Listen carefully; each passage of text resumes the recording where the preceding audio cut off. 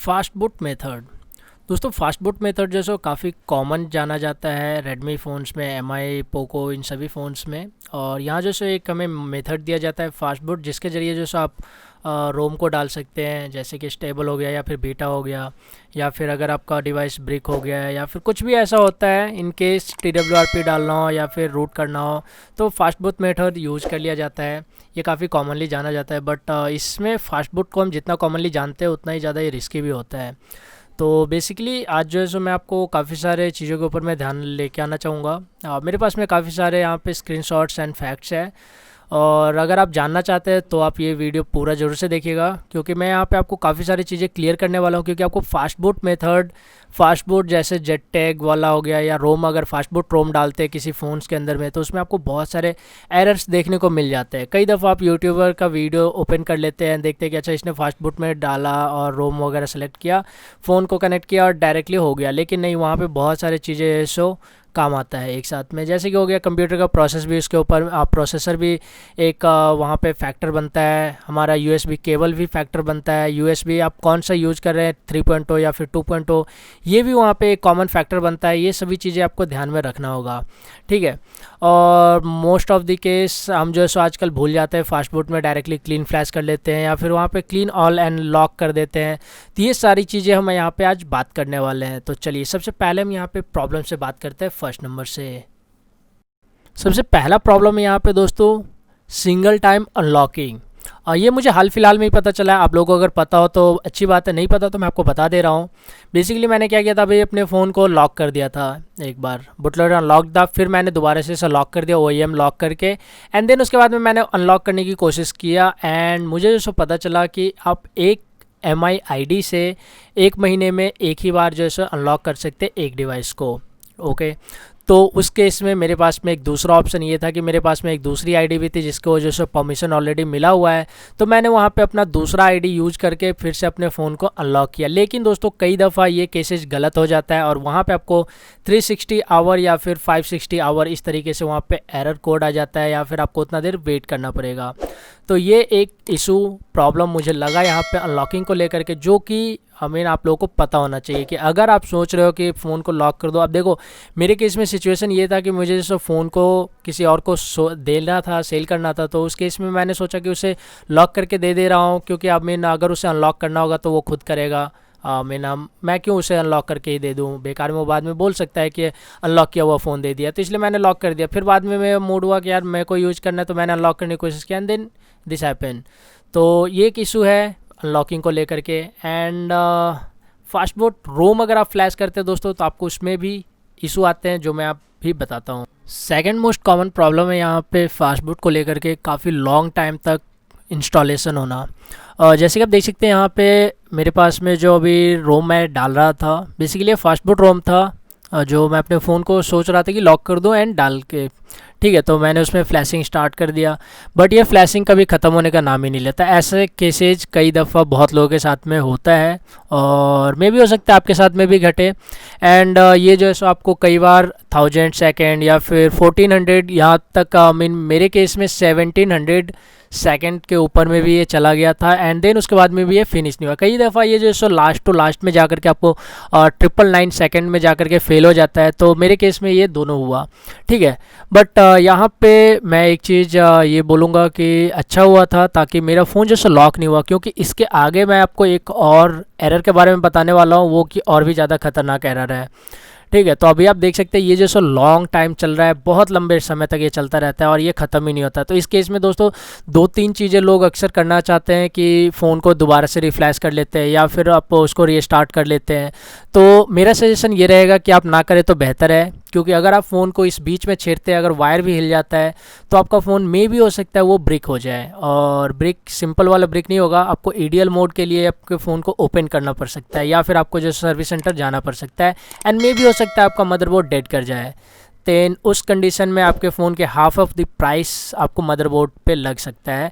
तो ये सारी चीज़ें आपको जान के पहले ये सोचना होगा, ठीक है। तो देखो फास्ट बूट मोड सिंपल भी है और थोड़ा सा ट्रिकी भी है, तो इस केस में आपको जानकारी पहले पूरी होनी चाहिए। यहाँ पे अगर आप रीफ्लैश कर लेते हो तो भी केसेज कई दफ़ा ओके हो जाता है, लेकिन इस केस में एक चीज़ काफ़ी कॉमन लोगों बोला जाता है लोगों के द्वारा कि जब तक आप फास्ट बूट को हैंडल कर पा रहे हो, फास्ट बूट में जा पा रहे हो, तब तक आपका फ़ोन ठीक है, बच सकते हो, आप बचा सकते हो। एंड जैसे ही आपका फास्ट बूट भी अगर आना बंद हो गया फ़ोन में, तो आपके पास में फिर एक ईडीएल मोड ही ऑप्शन होता है, या फिर आपको अलग तरीके से मीन थर्ड पार्टी दूसरे तरीके जो है उस तरीके से यूज करना होगा, वही केसेस बचते हैं। ठीक है, तो मैं आपको यही सजेशन दूंगा कि अगर आप इस तरीके से फंस गए हो तो उसको छोड़ दीजिए एज़ पॉसिबल, जब तक ये अपने आप से कुछ आपको या तो एरर या फिर कुछ मैसेज शो नहीं करता। तो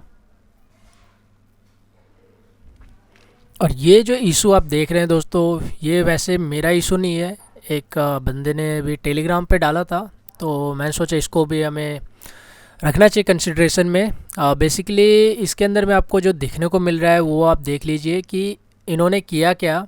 फास्टबूट मेथड से इसने MIUI 12 डाला। देखो MIUI 12 जो है उस टाइम पे ऑफिशियली रिलीज नहीं किया गया था हमारे K20 Pro के लिए, तो उस टाइम पे इसने क्या किया, MIUI 11 बेस पे इसके फ़ोन था, तो इसने लॉक करके bootloader lock with MIUI 12 flash कर दिया फास्टबूट मेथड से। देन उसके बाद में क्या हुआ, फ्लैश भी हो गया डन, इसके फ़ोन लॉक भी हो गया बूटलोडर, लेकिन वो बूटअप नहीं कर पाया। और आप नीचे में देख सकते हो वहाँ पे छोटे से लिखा हुआ वहाँ पे MIUI version can not be installed on this device. अब इस कंडीशन में दोस्तों ये जैसे स्टक कर गया।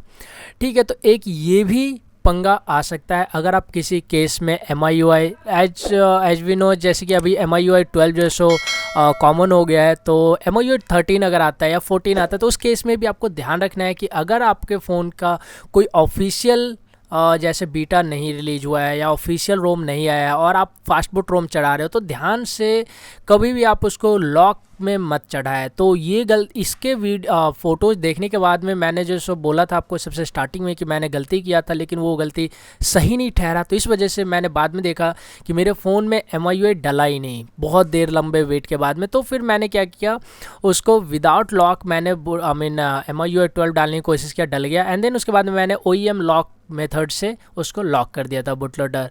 तो एक ये भी आता है इशू। चलिए, इसके अलावा मैं कुछ चीज़ें और भी आपको कंसिडरेशन में कर देता हूँ। देखो कई दफ़ा ऐसा होता है कि फास्टबूट डालने के बाद में आपका बूटअप नहीं होता है, रिकवरी में आपको लेके चला जाता है, या फिर आपको जैसे इनक्रिप्टेड दिखा देता है, तो वो केसेज अलग होता है। उस केस में आपके पास में दो ऑप्शन होते हैं, एक तो आपको जैसे रिकवरी मोड में जा करके वाइप ऑल कर देना एंड फास्टबूट या फिर फैक्ट्री रीसेट करके दोबारा से बूटअप कर लेना, या फिर दूसरा ऑप्शन होता है कि आपको दोबारा से फास्टबूट मेथड जा करके पूरा का पूरा क्लीन फ्लैश करने का। देखो क्लीन फ्लैश का मतलब यही होता है कि आपका पूरा डिवाइस इरेज होकर के इसमें डले, लेकिन कई दफ़ा लोग क्या करते हैं कि सेव यूज़र डेटा करके और उसके बाद में उसमें रोम फ्लैश कर देते हैं। तो उस कंडीशन में क्या होता है कि कई दफ़ा उसका फ़ोन जो सो पहले से ही डिक्रिप्ट रहता है और तब जो MIUI चढ़ाते हैं तो वो इनक्रिप्ट होता है और बीच में वो स्टक कर जाता है, तो एक ये इशू होता है। इसके अलावा K20 Pro के साथ में एक और इशू देखा है मैंने अभी तक, जो कि ओपन सोर्स जो हमारा वेंडर है, उस केस में क्या होता है कि ओपन सोर्स वेंडर के ऊपर में अगर आप कोई भी ऐसा रोम चढ़ा देते हो और MIUI वेंडर डाल करके, तो उस केस में आपका VMate करके जो एक फ़ाइल आता है वो उड़ जाता है, पता नहीं, फिर हम फास्टबूट में स्टक कर जाते हैं। तो उस केस में आपको जैसे फास्टबूट मेथड में जा करके आपको VMate एंड देन रिकवरी दोबारा से फ्लैश करना होता है। तो ये सारी चीज़ें दोस्तों मैं आपको बताना चाह रहा था कि बहुत सारी चीज़ें हैं जो कि आपको फास्टबूट के बारे में ऑलरेडी जान लेना चाहिए। और देखो फास्टबूट मेथड बहुत वैसे तो बहुत कॉमनली जाना जाता है कि फास्टबूट में गए रिबूट रिकवरी एंड देन क्या कहते हैं उसको, fastboot flash recovery and TWRP just done हो गया, या फिर बहुत सारे फ़ोन्स में होता है fastboot unlock OEM unlock this बस हो गया डन। लेकिन देखो दोस्तों इसी में ये भी होता है कि इसकी आप OnePlus ले लो या फिर MI ले लो, बहुत सारे फ़ोन्स में फास्टबूट एक स्नैपड्रैगन मतलब कि स्नैपड्रैगन वाले फ़ोन्स का जो सो थोड़ा सा कनेक्शन कंप्यूटर से होता है। अब इसी केस में मैं एक और चीज़ आपको बता देता हूँ, लगे तो कि अगर आपका राइजन वाला प्रोसेसर का कंप्यूटर है, उस केस में अगर आप फास्टबूट से कई दफ़ा रिकवरी डालते हैं फ़ोन में, तो कई बार, मतलब कि हर बार तो नहीं लेकिन कई बार मेरे को देखने को मिला वहाँ पे प्रेस एनी की टू शट डाउन ऐसे करके आ जाता है। पोको फ़ोन के अंदर में मुझे बार बार मिलता था, Redmi Note 5 Pro के अंदर में भी ऐसा मिलता था, जिसके ऊपर मैं ऑलरेडी वीडियो बना चुका हूँ। और फिर उसके बाद में वहाँ पे आपको फास्टबूट के अंदर में जो एरर आता हुआ है डिवाइस नॉट आर्गुमेंटल करके, पता नहीं यार कुछ ऐसे करके एरर आता था। मैंने उसके ऊपर में एक डेडिकेटेड वीडियो बना रखा है, आप वो भी देख सकते हो। वो भी बहुत कॉमन प्रॉब्लम है, तो उसका भी सॉल्यूशन है। तो ये सारी चीज़ें मेरे को आपके सामने में रखना था बेसिकली। अभी तक मैं अपने फ़ोन में क्लीनली, रियलिटी बताओ तो क्लीन वे में नहीं डाल पाया हूँ अभी तक फास्टबूट रोम, और मैं थोड़ा बहुत अभी जैसे डर सा गया हूँ, बट देखते हैं, लेट्स सी। और कुछ चीज़ें और भी है, जैसे कि इस चैनल के बारे में तो यार अभी मेरी तबीयत काफ़ी ज़्यादा ख़राब है, आपको आवाज़ से लग रहा होगा। तो मैं ज़्यादा आजकल वीडियो बना भी नहीं पा रहा हूँ और ज़्यादा देर भी बातचीत भी नहीं कर पा रहा हूँ। सोचा था ये इस प्रोजेक्ट के ऊपर मैं बहुत दिनों से सोच रहा था कि यार ढंग से सारी की सारी प्रॉब्लम जितनी भी इशूज़ है वो सारे आपके सामने में रखूँ, सारे मेन चीज़ें आपके आगे रहेगा, पता चलेगा कि आखिरकार होता क्या क्या दिक्कत है। बहुत सारी चीज़ों से हम गुजरते हैं और लोग भी झेलते हैं। बस हम यूट्यूब पे देख लेते वीडियो कि हाँ फास्टबूट में गया, उसने रोम फ्लैश किया, सक्सेस हो गया, बस उसने रीबूट किया, बस हो गया फ़ोन। भाई उतना नहीं होता आसान, कई दफ़ा बहुत भारी पड़ जाता है। ठीक है, तो चलो फिलहाल के लिए तो इतना ही। आशा करता है वीडियो को पसंद आएगा, वीडियो कर दिया लाइक शेयर कमेंट जी। और अगर आपने मेरे चैनल को नहीं किया सब्सक्राइब तो दोस्तों मेरे चैनल को लीजिए सब्सक्राइब। मैं रोजाना आपके साथ नए नए वीडियो लेके आता रहता हूँ। तो दोस्तों मेरे साथ बनाए आपको बहुत बहुत धन्यवाद एंड वंदे मातरम।